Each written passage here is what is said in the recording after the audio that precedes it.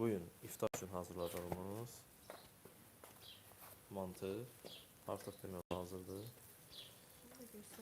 Qaba çəkib sadəcə sizə formasını göstərəcəyik.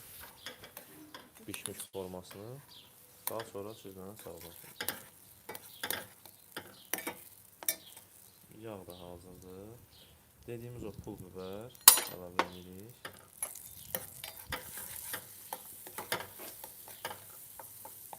Çox dağ eləmirəm, elə biraz oldu bəs. Yəni çox qaynatmır o yağı. Qurban olacaq.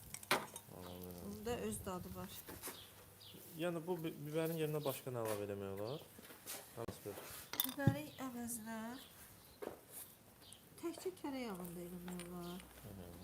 Yaxud da ki, nanə. Nanə də qata Nanə də